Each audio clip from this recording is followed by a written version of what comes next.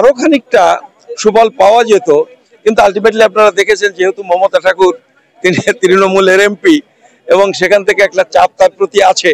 প্রথমে ঐক্যবদ্ধ মতুয়াদের আন্দোলন তৃণমূলে ভেঙেছে, পরে বিজেপিও সেখানে ঢুকে পড়েছে। আমি মধুকরণাকে দোষ দেবো না, কারণ সে সত্যি অপরিণত। যে এইবারে মতুয়াদের কন্ট্রোলটা উনি ঠাকুরবাড়ি বাদ দিয়ে তৃণমূলের কন্ট্রোলটা পুরোপুরি নেওয়ার জন্য তিনি চেষ্টা করছেন, এবং এই প্রক্রিয়া হয়তো মমতা ঠাকুরকে তিনি আস্থা করে ফেলে দেবেন। আপনারা মতুয়া সমাজের তরফ থেকে অনশন করেছিলেন এসআইআর এর বিষয় নিয়ে এবং নিঃশর্ত নাগরিকত্বের দাবি নিয়ে, অনশন করে কি আদৌ কোনো লাভ হলো? না, লাভ হবে না কেন? এই যে আপনি প্রশ্নটা করলেন, কেন করলেন? অনশন আন্দোলনটা হয়েছিল বলে আপনি করলেন। আপনি জেনেছেন, বহু লোকে জেনেছে যে তাদের এই নাগরিকত্বের সমস্যা, এসআইআর এই সমস্যা। ফলে এই আন্দোলনের ফলে এইটা তো অনশন আন্দোলন মানে নাগরিকত্ব আইন পাল্টাবে তারপরে অনশন উঠবে, এটা তো নয়। এটা বিভিন্ন ভাবে এই আন্দোলনগুলো হচ্ছে। এই আন্দোলনের মাধ্যমে মানুষের জনমত তৈরি করা, মানুষের কাছে পৌঁছানো, প্রচার, এইগুলো হয়েছে। এবং এইটা আমি তো মনে করি অনশন আন্দোলনের ফলে বহু মানুষের কাছে মতুয়াদের যে ক্ষোভ বিক্ষোভ সমস্যা সেটা পৌঁছানো গেছে। ফলে এই আন্দোলনটা বিফলতা নয়, তবে এর থেকে আরো খানিকটা সুফল পাওয়া যেত, কিন্তু আলটিমেটলি আপনারা দেখেছেন যেহেতু মমতা ঠাকুর তিনি তৃণমূলের এমপি এবং সেখান থেকে একটা চাপ তার প্রতি আছে। ফলে আরো একটু ভালো হবে, কারণ এইসব আন্দোলনে কোন জায়গায় গিয়ে কল আপ করবো, কোন জায়গায় গিয়ে শেষ করব, এটা খুব গুরুত্বপূর্ণ। সেইটাতে এই গোলমালগুলো খানিকটা করে ফেলেছেন উনি ওই পার্টির চাপের জন্য। তা সত্ত্বেও আমি বলবো যে আন্দোলনে মতুয়াদের বা উদ্বাস্তু সমাজের অনেকটা লাভই হয়েছে, তাদের সমস্যাটা মানুষের নজরে এসেছে। তৃণমূল কংগ্রেসের চাপে এই আন্দোলন ভেস্তে গেছে তাহলে? একটা চাপ তো ছিলই, এবং আপনি দেখতে পাচ্ছেন যে আপনি যদি গিয়ে থাকেন দেখবেন যে মঞ্চে তাদের যে ব্যানার টাঙিয়েছিল তাতে বলেছিল নাগরিকত্ব আইন সংশোধন করতে হবে। এবং এখন যে বাইটগুলো দিচ্ছেন মমতা ঠাকুর, দেখবেন তিনি বলছেন এসআইআর এ যাদের নাম আছে তাদের নাম কাটা যাবে না, এসআইআরটা ঠিক মতো করতে হবে, নাগরিকত্ব আইন সংশোধন করতে হবে, এই কথাটা মমতা ঠাকুর বলছেন না। এগুলো আসলে তৃণমূলেরই একটা চাপ আছে, কারণ ওই নাগরিকত্ব আইন 2003 সালে তৈরি করার সময় তার নেত্রী মমতা বন্দ্যোপাধ্যায় ছিল। ফলে এইসব সমস্যাগুলো তাদের আছে। আপনারা তখন বুঝতে পারেননি যখন সেই ব্যানারে, যে ব্যানারে আপনারা এই কথাগুলো লিখে রেখেছিলেন, সেখানে মমতা বালা ঠাকুরের ছবি, তার মেয়ে বিধায়ক মধুপর্ণা ঠাকুরের ছবি রয়েছে, অথচ একই পরিবারের সন্তান হওয়া সত্ত্বেও শান্তনু ঠাকুরের ছবি ছিল না, সুব্রত ঠাকুরের ছবি ছিল না, সুব্রত ঠাকুরের বাবা মা তাদের ছবি ছিল না। মানে এই ছবি যখন ছাপানো হচ্ছিল তখন আপনারা নজর দেননি যে বিষয়টা তৃণমূলের মানে আওতায় চলে যাচ্ছে? নজর দেবো না কেন? নজর আমরা প্রথম থেকে জানি, এবং শেষ পর্যন্ত সে আত্মসমর্পণ করতে পারে এই আশঙ্কাটাও আমাদের ছিল। তা সত্ত্বেও আমরা এখানে সহযোগিতা করেছি যতক্ষণ করা যায়, কারণ আমরা বুঝেছিলাম যে আন্দোলনটাকে একটা জায়গায় নিয়ে যেতে পারলে কিছুটা লাভ আমরা পাবো।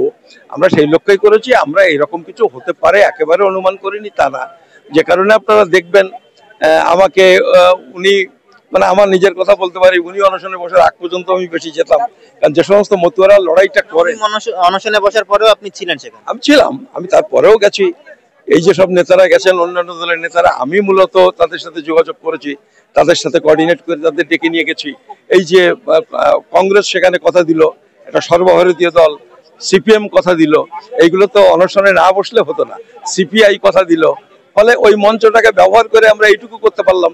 কতগুলো বড় বড় দল, বিরোধী দল, তারা একটা জায়গাতে এই আশ্বাসের ইয়েটা যেটা করতে পারছিলাম এটা করা গেল। ফলে আমরা এই সমস্ত সমস্যাগুলো জেনেও, এই আত্মসমর্পণ হতে পারে এটা জেনেও আমরা গেছিলাম। তার সত্ত্বেও একটা জিনিস দেখেছেন যে এখান থেকে অভিষেক বন্দ্যোপাধ্যায় চিঠি দিয়ে পাঠিয়েছেন 2জন মন্ত্রীকে, কিন্তু তাদের হাতে কিন্তু তিনি অনশন ভাঙেননি। এটাও একটা মতুয়াদের, সাধারণ মতুয়াদের চাপের জন্যই অনশন কিন্তু তিনি ভেঙেছেন সাধারণ মতুয়াদের হাতে ফলের রসকে, তৃণমূলের নেতাদের হাতে ফলের রসকে ভাঙেননি। এইসব ব্যাপারগুলো আছে। ফলে আমরা সব জেনে বুঝেও যতদূর আন্দোলনটাকে নিয়ে যাওয়া যায় সেই চেষ্টায় আমরা করেছি। কিন্তু এই যে আপনি বললেন নেতা মন্ত্রীদের সঙ্গে যোগাযোগ করা, তাদের সেখানে নিয়ে আসা, তাদের মুখ থেকে একটা বার্তা পাওয়া, আশ্বাস পাওয়া, তৃণমূলের যে মন্ত্রী 2জন গিয়েছিলেন তাদের সঙ্গেও কি আপনি যোগাযোগ করেছেন? না, তৃণমূলের সাথে আমি কথা বলিনি।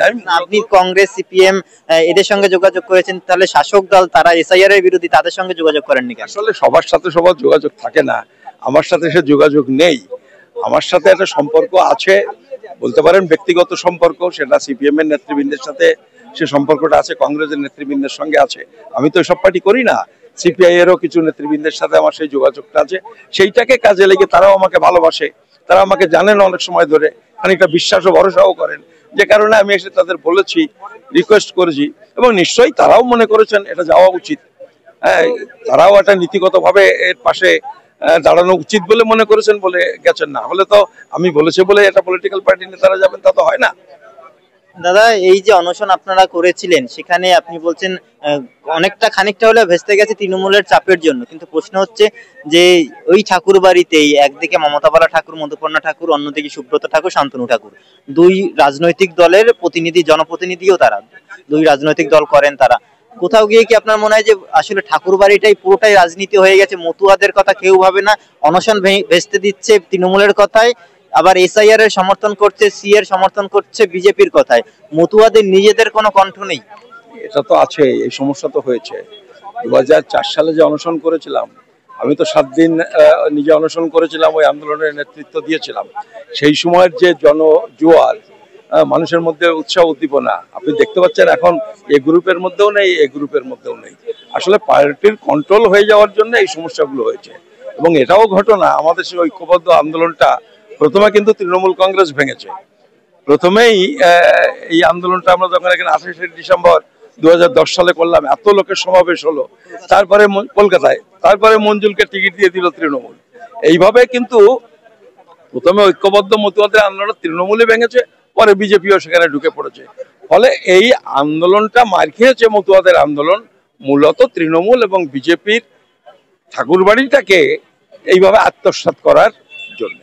মানে একটা শেষ প্রশ্ন এটাই যে টিকিটের বিনিময়ে 2010 সালের আন্দোলন ভেঙেছিল, এবার আগে থেকে টিকিট দিয়েছে, মন্ত্রী করেছে, সেই জন্য মতুয়াদের এবারের আন্দোলনটাও ভেস্তে গেল। মানে ঠাকুরবাড়ির যারা রক্ত যাদের শরীরে রয়েছে, তারা কি তাহলে এই ক্ষমতা, টাকা পয়সা এসবের কাছে বিক্রি হয়ে যায়? আপনি এগুলো তো দেখে নিজেও জানেন, যে বুঝতে পারছেন। আন্দোলনটা শুরু করেছিলাম বিজেপির বিরুদ্ধে 2003 সালের নাগরিকত্ব আইন। সেই পার্টির এখন এমপি হচ্ছেন, মন্ত্রী হচ্ছেন, এটা কি জন্যে? আর কোনো এর জন্য তো মতুয়াদের ইন্টারেস্টের প্রশ্ন নেই। আর এ জায়গাতে দেখতে পাচ্ছেন, আমরা অতদিন, আপনিও গেছেন ওখানে, দেখেছেন মধুপর্ণা, সে ওর মা নেই, মধুপর্ণা থেকে এটাকে সে এমএলএ, সে নেতৃত্ব করতে পারতো, সে একবারও মঞ্চের দ্বারে আসেনি। আপনারা দেখেছেন, এটা আসেনি। ফলে এসবগুলো তো পার্টির একটা ব্যাপারই রয়েছে, এবং এই কারণেই আজকে মতুয়াদের এই দুর্দশা। মধুপর্ণা কি তাহলে পরিণত নয়, যে সে এত বড় আন্দোলন তারপরেও সেখানে একবার আসলো না, যেখানে মতুয়া সমাজের ভবিষ্যৎ নির্ভর করছে, জীবন নির্ভর করছে, অনশন করছেন তারা, অথচ সেই ঠাকুরবাড়ির সব থেকে ছোট বয়সে ছোট জনপ্রতিনিধি তিনি আসলেন না, মানে ইয়াং জেনারেশনদের মধ্যে? আমি মধুপর্ণাকে দোষ দেবো না, কারণ সে সত্যি অপরিণত, ফলে সে আসেনি। কিন্তু নিশ্চিতভাবে এইটুকু তো বোঝে, লেখাপড়া শিখেছে, যে পার্টি বারণ করছে, বা ও হয়তো বারণ না করলে ভাবছে পার্টি বিরূপ হবে, নিশ্চয়ই তার কিছু হিন্টস পেয়েছে, সেই জন্যই সে আসেনি। কিন্তু তৃণমূল কংগ্রেস তো, মানে এটা তো তৃণমূল কংগ্রেসের জন্য রাজনৈতিক সুবিধা এনে দিতে পারতো, যে তারাও এসআইআর এর বিরোধিতা করছে, মতুয়ারাও এসআইআর এর বিরোধিতা করছে। তারা তো চায় না যে মতুয়ারা নাগরিক হয়ে নিজের পায়ে দাঁড়াক। এই দেখেন ত্রিকোণ পার্ক, ওই যে বনগায়, তিনি মঙ্গলবারে মিটিং করবেন মমতা বন্দ্যোপাধ্যায়, বলছেন চাঁদপাড়া থেকে ঠাকুরনগরের দিকে 3 কিলোমিটার পদযাত্রা করবেন, ঠাকুর বাড়ি কিন্তু বলছে না। তার মানে আমার যেটা অনুমান, যে এইবারে মতুয়াদের কন্ট্রোলটা উনি ঠাকুর বাড়ি বাদ দিয়ে তৃণমূলের কন্ট্রোলটা পুরোপুরি নেওয়ার জন্য তিনি চেষ্টা করছেন, এবং এই প্রক্রিয়াতে হয়তো মমতা ঠাকুরকে তিনি আস্থা করে ফেলে দেবেন। আপনার কথা কিন্তু ভয়ঙ্কর, যে মমতা বন্দ্যোপাধ্যায়ের দল, মমতা বালা ঠাকুর, তৃণমূলের সাংসদ, রাজ্যসভার সাংসদ, তারা চায় না মতুয়ারা নাগরিকত্ব পাক। প্রথম থেকেই তাই, তা না হলে তারা এই আইন পাশ করার সময় তারা তার মধ্যে থাকতে পারে?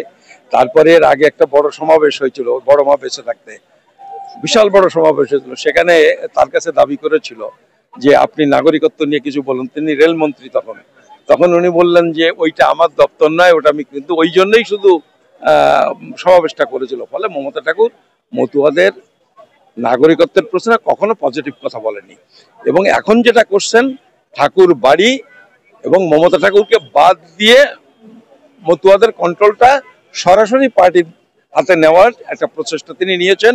এই মঙ্গলবারের প্রোগ্রাম, আমার মনে হচ্ছে তারই আভাস এর মধ্যে আমি দেখতে পাচ্ছি।